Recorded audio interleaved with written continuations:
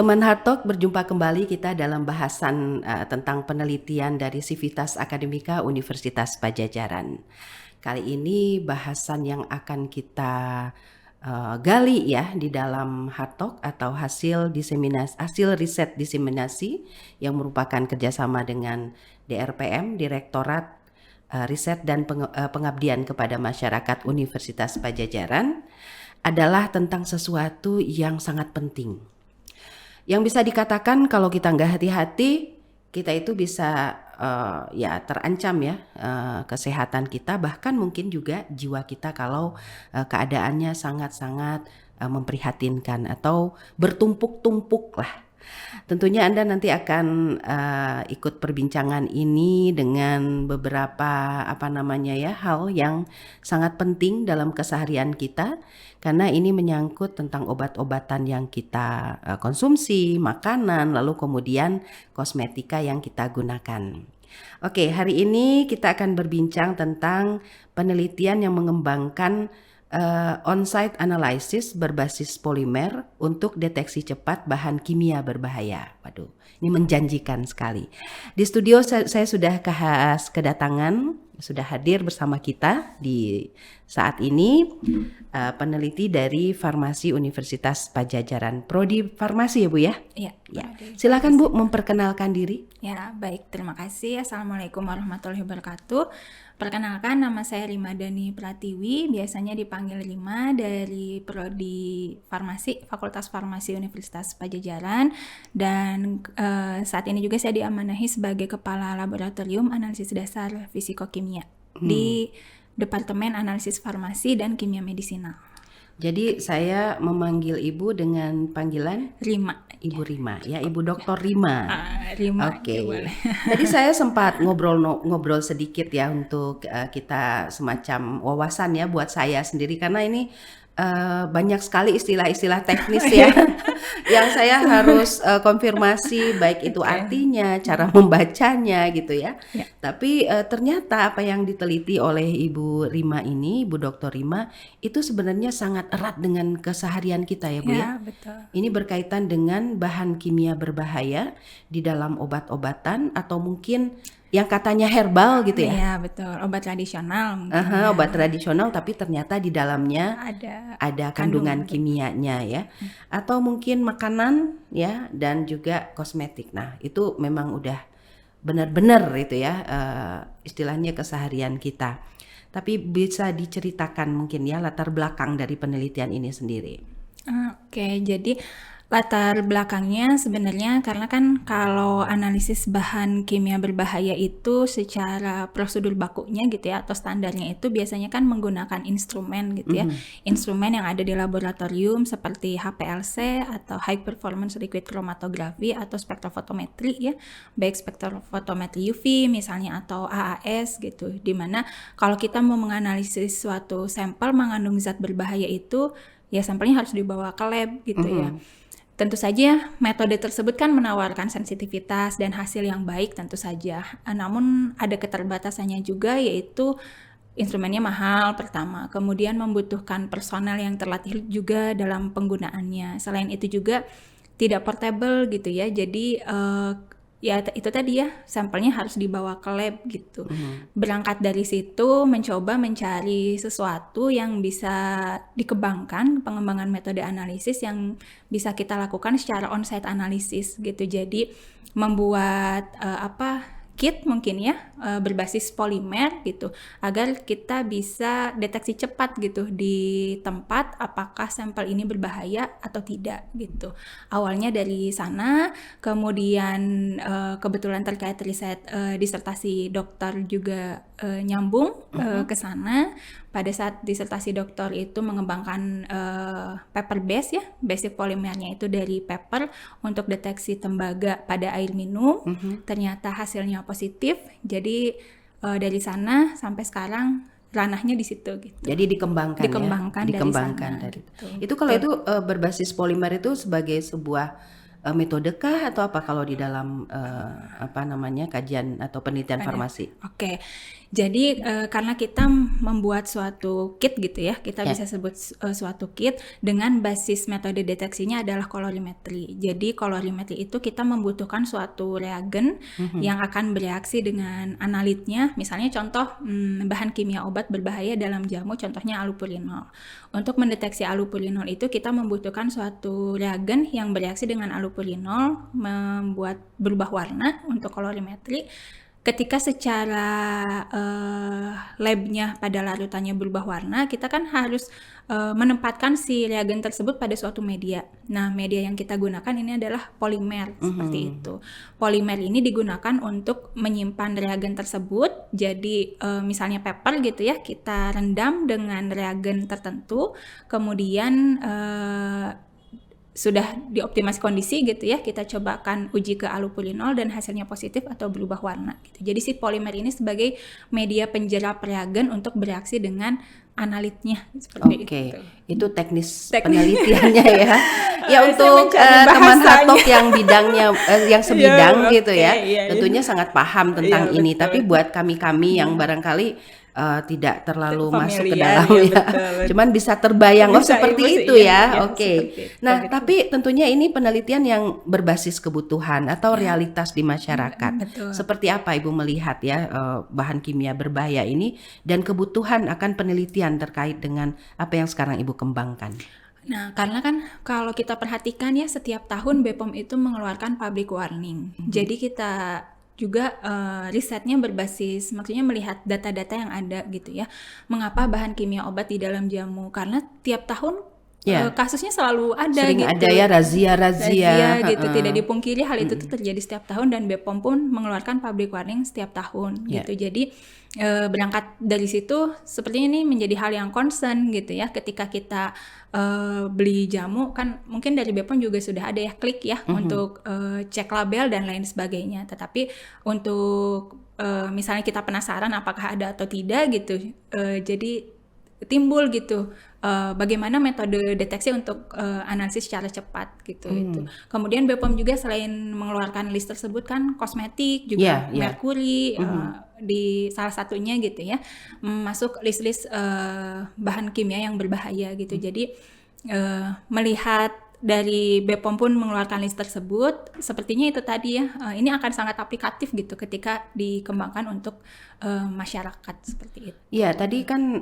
Ibu Dr. Rima mengatakan kita atau masyarakat. Jadi artinya ini proyeksinya nanti bisa dilakukan sendiri oleh masyarakat. Ya, harapannya seperti itu. Jadi kita bisa beli atau menggunakan kit tersebut tadi ya, kan salah satu keterbatasan dari penggunaan instrumen itu personalnya harus terlatih ya, Yeah. harus bisa menggunakan Yeah. instrumen tersebut. Kalau ini harapannya ya mungkin seperti tes kit hamil gitu, Yeah, yeah, yeah. hanya dilihat 1 garis 2 garis positif atau tidak gitu. Kalau ini dilihatnya dari perubahan warna gitu. Jadi kita siapkan chart warnanya misalnya ya, kalau misalnya warnanya cenderung misalnya lebih merah gitu ya, berarti dia melebihi batas misalnya seperti itu. Jadi bisa digunakan di masyarakat. Jadi indikator dan Indikator, ininya betul. disediakan. Disediakan. Aduh, kebayang ya, menarik sekali. Artinya kan selama ini kita ketika ada obat-obatan atau makanan atau mungkin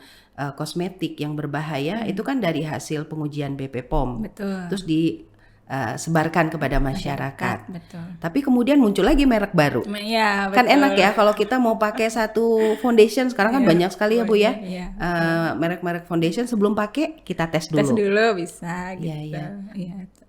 Sebegitu praktisnya gitu ya orientasinya gitu ya. Orientasinya harapannya Iya. seperti itu gitu, pengembangannya ke sana. Oke. Nah, selama ini apa sudah ada ya semacam alat untuk menguji ini atau mungkin untuk mentes ini yang dengan value tadi ya praktis gitu, lalu mudah gitu ya, dan bisa dilakukan oleh siapapun, dan satu lagi portable ya. Portable tadi. Selama ini belum ada itu. Kalau mungkin kalau misalnya searching gitu ya, kalau seperti untuk analisis narkotik di urin. Itu kalau kita searching di marketplace sudah ada, karena kan kepentingannya itu untuk kepolisian biasanya. Tapi kan itu narkotik gitu yang memang jelas-jelas dilarang gitu ya. Tapi kalau untuk bahan kimia obat di dalam jamu gitu, kalau saya searching sih belum ada gitu ya, karena mungkin ya itu tadi ya, limitasi penggunaannya kan kepentingannya hanya untuk tertentu gitu ya. Sedangkan kalau narkoba mah kepentingan kepolisian dan wajib gitu. Yang saya kembangkan ini ya sejauh yang saya cari ya itu tadi, karena misalnya merkuri gitu ya, karena itu tadi mungkin ya tergantung kan itu ke pribadi masing-masing ya, ingin menggunakan, ingin ngetes atau tidak gitu. Jadi masih terbatas. Ya kadang kan kita memang untuk antisipasi ya, betul. untuk dalam konteks preventif gitu ya. Betul. Jadi kebayang ya setiap apapun yang mau kita minum, mau kita pakai gitu ya, kita tes dulu. Tapi namanya juga kita hati-hati daripada gitu ya. Karena merkuri itu bisa menyebabkan kanker juga ya Bu ya? Iya betul. Kan ya mungkin di TikTok atau di Instagram juga ada ya yang korban merkuri gitu segala macam.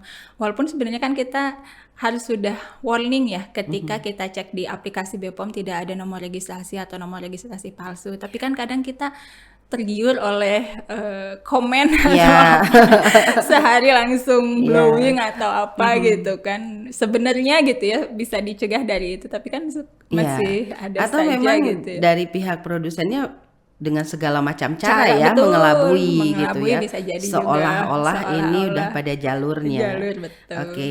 Nah, jadi kalau sekarang sudah sampai di mana? Karena saya juga penasaran ya, kalau ini benar-benar sudah ada tuh asik banget gitu ya. Nah, sekarang tuh sudah sampai di mana penelitiannya? Karena ini kan bahan kimia berbahaya ya, dan lingkupnya tadi saya fokusnya di bahan kimia obat dalam jamu itu paracetamol, allopurinol, dexamethasone, kemudian pewarna merah pigmen red 53, karena warna merah tuh banyak jenisnya gitu ya. Yang kalau yang rodamin itu sudah sampai diproduksi gitu ya. Tapi kalau untuk yang lain skala labnya itu sudah selesai gitu ya, dan hasilnya itu tadi ya kita bisa mengklaim ini bagus itu harus comparable dengan metode standarnya gitu. Jadi untuk yang lain itu secara skala lab sudah hasilnya baik gitu lah ya, bisa dikatakan valid dan comparable terhadap metode standarnya. Tetapi untuk sampai skala produksi itu memang karena kan di setiap tahapan itu harus optimasi lagi ya gitu. Jadi di skala lab dioptimasi, hasilnya sudah bagus, kalau kita mau meningkatkan harus dioptimasi lagi gitu. Jadi untuk beberapa zat itu skala labnya sudah selesai dan beberapa diproyeksikan untuk next step gitu di produksi skala pilotnya gitu. Jadi kalau dilihat dari pengembangan secara keseluruhan ini sudah berapa persen? Ini soalnya nggak sabaran. Sebenarnya kalau dibilang berapa persen, karena kan tadi senyawanya banyak ya gitu. Kalau misalnya rodamin sendiri kan, karena saya bergabung dengan Prof. Alia juga ya di farmasi yang mengembangkan rodamin juga, itu sudah sampai produk tapi memang belum skala industri gitu, masih skala lab.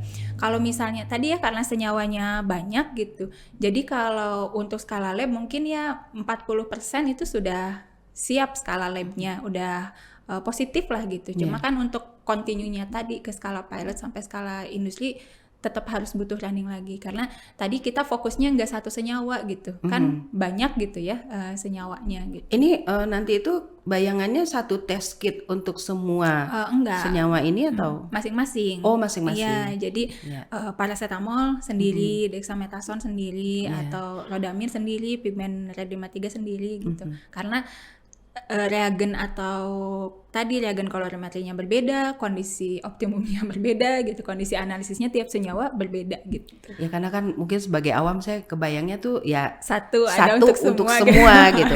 Tapi siapa tahu ya ketika berkembang dia semakin praktis gitu ya, siapa tahu. Ya mudah-mudahan saja. Apa hal yang tersulit ya dalam penelitian yang Ibu kembangkan sekarang? Hal tersulit itu batas deteksi ya, karena kan kita bekerja dengan regulasi ya. Jadi kalau misalnya kayak bahan kimia obat di dalam jamu itu kan klaimnya sama sekali tidak boleh ada gitu. Iya. Jadi sekecil apapun dia harus terdeteksi gitu, karena klaimnya secara aturan obat tradisional itu tidak boleh mengandung bahan kimia obat, harus alami gitu. Di situ permasalahan kita hampir sama ya, setiap zat itu diregulasi karena batas deteksi gitu. Jadi misalnya kayak logam tembaga itu diperbolehkan di air minum 1 ppm. Bagaimana caranya? Alat kita itu harus mendeteksi, ya bisa mendeteksi 1 ppm itu gitu. Di situ sih kesulitannya. Jadi harus dioptimasi, atau cara deteksinya harus pakai bantuan software gitu ya, untuk menganalisis intensitas warnanya gitu. Di batas deteksi sih kesulitannya. Saya terus terang kurang begitu paham ya Iya, tentang, betul. karena ini berkaitan dengan regulasi, dan Betul. regulasi itu kan concern kita semua ya. Iya. Kalau kemudian regulasi membatasi itu kan berarti ada masalah dengan regulasi. Bisa lebih ini lagi, apa namanya, lebih konkret lah seperti itu. Batasan regulasi yang dimaksud itu gimana? Maksudnya kayak BPOM mengeluarkan public warning bahwa ada list jamu yang mengandung bahan kimia obat. Nah, kan berarti obat tradisional itu secara definisi itu kandungannya harus berasal dari bahan alam, tidak boleh mengandung bahan kimia sama sekali. Berarti kita nggak boleh ada sama sekali nih gitu. Di obat tradisional atau di jamu itu nggak boleh ada sama sekali bahan kimia obat. Berarti kan sekecil apapun ada bahan kimia obat di dalam jamu harus bisa terdeteksi kan gitu. Sekecil apapun. Nah, itu berarti batas deteksi itu gitu. Maksudnya regulasi. Atau logam gitu ya, kayak logam timbal atau logam tembaga misalnya. Logam tembaga boleh diizinkan ada di air minum maksimal 1 ppm. Ketika kadarnya lebih dari 1 ppm itu sudah tidak memenuhi syarat regulasi seperti itu. Nah, bagaimana caranya si alat kita ini bisa menentukan kan apakah apakah air minum ini masih memenuhi syarat atau tidak memenuhi syarat. Berarti harus bisa mendeteksi under 1 ppm atau Di atas itu. lebih dari 1 ppm. Oke. Jadi maksudnya regulasi di situ yaitu karena kita harus menentukan nih bisa nggak alat kita mendeteksi, untuk kan tujuannya tadi ya membantu sesuai dengan regulasi yang ada seperti itu. Oke. Jadi itu satu ya. Ada lagi yang lain? Secara umum sih itu sih. Karena kan sulit ya kalau misalnya kita menggunakan instrumen itu sampai satuannya part per billion, ppb itu bisa terdeteksi. Tapi ketika kita hanya mengandalkan perubahan warna dengan visualisasi gitu ya, sulit untuk mencapai hal tersebut. Tapi kita menawarkan tadi portable, kemudian mudah digunakan gitu. Karena setiap metode pasti ada kelebihan dan keterbatasannya gitu sebenarnya. Oke. Ini memang menjanjikan. Jadi kalau selama ini kita sering membahas penelitian-penelitian yang berorientasi output, apalagi kemudian bisa mendapatkan paten begitu ya. Lalu kemudian juga bisa ada skala industrinya, ini sesuatu yang menjanjikan. Nah, kalau untuk penelitian Ibu sendiri sampai nggak tuh bagaimana kemudian pada skala industri ketika dia itu diluncurkan ke tengah-tengah masyarakat itu sampai dibahas juga nggak? Kalau tadi menyinggung paten yang riset tembaga itu sudah dipatenkan. Kalau untuk skala industri, nah karena kami juga masih mencari-cari gitu ya mitra-mitra yang kira-kira cocok dan sesuai gitu. Kita sudah mencari-cari, sudah mencoba kontak juga sebenarnya ya, karena itu tadi ya harapannya besar untuk bisa diproduksi dan digunakan untuk masyarakat. Tapi kan kita tidak bisa bekerja sendiri ya, harus berkolaborasi seperti itu. Jadi untuk mitra industri sendiri sejauh ini masih kita coba cari gitu yang cocok dan sesuai gitu ya. Dan beberapa sudah dikontak juga tapi masih menunggu respon seperti itu. Cocok dan sesuai. Nah, teman Hardtalk yang saat sekarang ini sedang mengikuti perbincangan saya dengan Ibu Dr. Rimadani Pratiwi, APT, apoteker. Bisa tuh ya, barangkali tertarik bisa kerjasama. Tapi tadi cocok dan sesuai itu apa maksudnya? Kriterianya apa? yang ini yang satu visi gitu, ingin karena kan mungkin beda-beda ya tujuan dari mitra gitu ya, yang mungkin bisa support bahan baku gitu kan, kemudian kita ya sama-sama mau memproduksi hal yang sama gitu, ya itu sih. Kalau bahan baku yang paling dibutuhkan dalam pengembangan ini apa? Reagennya sih Oh, reagen, sebenarnya ya. ya, karena kan tadi ya setiap zat itu reagennya berbeda-beda gitu, kadang itu butuhnya inden gitu. Salah satu kesulitan juga ya tadi selain batas Oh deteksi ya, ketersediaan reagennya ya. ketersediaan reagennya gitu, kadang kita 2 bulan 3 bulan baru datang, karena kan setiap senyawa berbeda-beda gitu ya reaksinya gitu, berbeda-beda kebutuhan reagennya seperti itu. Jadi selama ini untuk untuk mengatasi hal itu gimana?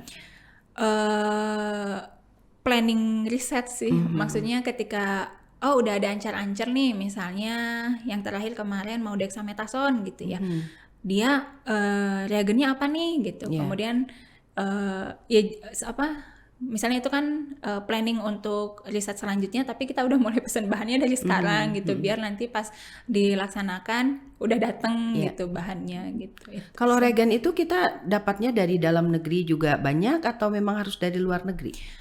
Kalau kita biasanya ke supplier kayak Merek atau Sigma gitu ya, sudah ada, kan sering juga beli bahan, misalnya beli asam sulfat, beli yang lain sebagainya. Biasanya kita kontak orangnya dan ya beberapa ada yang ready di Indonesia, tapi mereka juga ada yang harus impor gitu. Jadi itu mah ketersediaannya tergantung juga gitu. Iya. Tergantung. Tapi kebayang ya kalau emang ini nanti akan dikembangkan dalam skala industri, berarti reagen-reagen ini harus tersedia juga. tersedia ya, harus istilahnya memang bisa diandalkan terus ya. Iya, harus Oke. ada. Karena saya dari tadi tuh membayangkan memang ini ya test kit atau kayak ya untuk tes kehamilan ya, betul. itu sudah sampai pada ya apa sih namanya itu pengemasannya akan seperti apa, itu sudah dipikirkan juga atau udah didesain. Nah, yang sejauh ini ya gampangnya gitu ya, seperti tas kit hamil itu cuman kita menyediakan color chart gitu. Karena kan kita basisnya colorimetry ya, perubahan warna. Kan kalau tes kehamilan mah garis 2 gitu ya. Jadi sama kita juga menyediakan kitnya, kemudian panduan cara penggunaannya, disertai cara membacanya gitu. Cuman ya itu kita menyediakan color chart gitu. Seperti itu. Jadi sekarang yang sedang Ibu saat ini sedang kerjakan terkait dengan penelitian ini apa? Karena kita tadi ya, karena sambil paralel gitu ya, sambil mencari mitra, kemudian karena tadi senyawa-senyawa yang tadi hasil labnya sudah bagus, jadi kita coba kembangkan lagi ke yang lain gitu ya, yang sekarang lagi berjalan, yang merkuri juga masih berjalan, kemudian yang untuk logam juga tapi menggunakan reagennya dari pewarna makanan pewarna alami dari buah bit gitu, betalain gitu. Jadi karena tadi mengatasi bahan atau reagennya kan inden ya kebanyakan. Ternyata dari hasil studi menggunakan pigmen alami pun dia bisa jadi reagen juga gitu. Jadi dicari alternatif gitu. Dan ternyata jadi berkembang nih gitu kemana-mana, jadi pakai ekstrak pewarna dari buah naga merah itu bisa dijadikan sebagai reagen untuk analisis logam gitu. Jadi berkembang kemana-mana gitu. Ternyata ya, buah-buahan, sayur-sayuran bisa jadi reagen. Gitu. Oke, ini tim peneliti ada berapa orang Bu untuk pengembangan ini? Kalau saya di farmasi sebenarnya biasanya bertiga ya, sama Prof. Alia dan juga Ibu Drianti. Biasanya kita sekitaran itu aja nih yang mau tentang ini gitu, karena kan tiap timnya dosen beda-beda ya riset interestnya gitu. Yang interestnya sama mengarah ke situ sih bertiga itu gitu. Iya. Nah, tadi kan sudah diceritakan seperti apa saat ini apa yang sedang dilakukan. Tadi kan istilahnya ada untuk mendeteksi bahan kimia berbahaya di obat, makanan, lalu kemudian juga di di kosmetik. Nah, kalau dari tingkat kesulitannya gitu ya, mana yang lebih sulit dideteksi, di dalam obat kah, di dalam makanan kah, atau di kosmetik? Itu biasanya balik lagi ke zatnya ya, karena tiap senyawa punya sifat fisika kimia yang berbeda, yang handlingnya juga berbeda. Contohnya kemarin kayak pigmen red 53 itu pustakanya sangat sedikit sekali gitu Iya. ya, karena kan Itu kita pewarna ya? pewarna ya, pewarna merah. Selain rhodamin, pewarna merah itu ada pigmen red 53 gitu ya, nama pewarnanya. Itu pustakanya sangat terbatas sekali gitu. Jadi tapi masuk ke dalam public warning BPOM gitu. Iya. Berarti Biasanya banyak ada di mana itu? Ada di obat-obatan kah? Ada di iya, makanan? di kosmetik Oh, di pewarna. kosmetik. Jadi merah pipi, nah itu Oh, kayak lipstick gitu ya? lipstick merah pipi, Blush pokoknya yang on. warna-warna merah, Iya, ya, iya. yang warna merah. Itu kan zat yang bisa digunakan sebagai pewarna kan ada aturannya gitu Iya. ya. Dan ternyata selain rhodamin, pigmen red 53 juga masuk ke dalam public warning BPOM yang dilarang gitu kandungannya. Itu agak sulit karena ya itu tadi, karena kan kita mencari itu based on literatur ya. Iya. Senyawa based on literatur, sifat fisika kimianya gimana gitu untuk menentukan reagen yang cocoknya apa dan lain sebagainya gitu. Oke. Nah, tentunya ini penelitian yang masih akan terus berjalan ya. Ya, baru mulai mungkin. Dan kalau membayangkan hasil akhirnya seperti yang juga dicita-citakan oleh tim peneliti, ini memang sesuatu yang sangat ditunggu-tunggu ya. Ya. Karena ya kebayang ya kalau kita bisa kemudian melakukan tes sendiri, antisipasi sendiri ya untuk preventif. Nah, sebelum itu kemudian terrealisasi, tentunya teman Hartok juga perlu ya mungkin semacam tips gitu ya, atau ya gimana cara kita untuk paling tidak sebelum hasil penelitian Ibu Rima ini bisa kita gunakan, apa yang bisa kita lakukan ya, artinya teman-teman Hartok bisa lakukan. Oke, mungkin dari ini ya, yang dari jamu dulu ya, bahan kimia obat di dalam jamu. Jadi tadi ya secara definisi dan regulasi bahwa obat tradisional itu tidak boleh mengandung bahan kimia obat gitu. Salah satu cirinya apa? Kalau ngikutin iklan di BPOM kan ya, ngecek registrasi dan lain sebagainya. Tapi hal yang paling itu, kalau kita satu kali konsumsi minum jamu kemudian cespleng bahasanya, Cepet gitu ya. cepet, nah itu harus curiga. Kenapa? Bukannya berarti ampuh nih gitu. Nah, itu kan paradigma masyarakat seperti itu. Itu harus curiga, berarti ada bahan kimia obat. Karena kalau obat tradisional itu tidak sekali minum langsung khasiatnya terasa, harus continue gitu ya kalau obat tradisional itu. Sedangkan kalau kita minum obat sintetik gitu ya, misalnya yang dari dokter, ada langsung gitu. kimianya ya. Ada kimianya ya, misalnya demam minum paracetamol, oh langsung Turun. Nah, kalau misalnya ketika kita konsumsi obat tradisional efeknya cespleng atau langsung, itu boleh curiga gitu bahwa ada bahan kimia berbahaya di dalam jamu tersebut. Seperti itu. Kalau untuk contohnya. kosmetik? Kalau kosmetik sama ya prinsipnya gitu ya, di kosmetik juga. Kalau sekali dua kali pakai udah langsung glowing gitu ya. Jadi harus mulai curiga juga gitu, karena tadi pada prinsipnya kalau semuanya sesuai persyaratan itu kan butuh proses ya. Misalnya minimal 2 minggu atau sampai 1 bulan efeknya itu tidak langsung kerasa. Biasanya kalau efeknya langsung kerasa bisa jadi dosisnya itu ditinggikan gitu kan. Sedangkan kan semua ada aturannya gitu ya. Kayak kenapa bahan kimia obat di dalam jamu jadi berbahaya? Karena obat ada dosisnya gitu. Obat bermanfaat ketika dosisnya tepat. Ketika dosisnya tidak tepat akan jadi racun gitu. Kalau di kita istilahnya beda tipis ya, antara racun dengan obat itu bedanya di dosis aja gitu. Itu dia jadi penggunaannya kan harus dikontrol gitu. Kadarnya harus dikontrol, penggunaannya harus dikontrol biar kita dapat efek positifnya gitu. Oke. Ya, tentunya teman Hartok kita tidak sabar ya untuk menunggu hasil akhir dari penelitian dari Ibu Dr. Rima Dani Pratiwi APT ini segera terwujud ya. Kalau penelitian sih sudah terwujud ya Bu ya, tapi hasil akhirnya itu yang masih dalam proses. Betul. Oke, dan juga tadi kalau ada sekiranya di antara Anda teman Hartok yang mau bekerja sama asal cocok dan sesuai tadi ya. Itu sangat bisa membantu pengembangan on-site analysis ini. Nah, target pengembangannya tadi sudah ada gambaran ya. Kalau untuk kajian industrinya sendiri sudah sejauh mana ini? Eee, Prospektif sih ya kajian industrinya sendiri, dan kita juga, sudah mulai mau, apa namanya, mungkin tahun depan ya kita coba matching fund ke Mhm. Daireka gitu ya untuk Iya. mencari mitra atau, industri gitu. Tapi, itu tadi ya kita sambil sama-sama kembangkan dulu skala pilotnya berarti, Iya. karena skala labnya sebenarnya sudah positif gitu. Kembangkan dulu skala, pilotnya, dan ya itu tadi masih kontak-kontak mencari mitra industrinya Oke. seperti itu. Semangat, Bu. Iya, terima kasih. Kami mendoakan dan mendukung. Amin. Oke, teman Hatok, waktu kita sangat terbatas, tapi alhamdulillah 30 menit lebih ya. Bu Rima, nggak kerasa ya Bu Rima ya? Kita sudah bincang-bincang tentang penelitian Bu Rima tentang on-site analysis berbasis polimer untuk deteksi cepat bahan kimia berbahaya.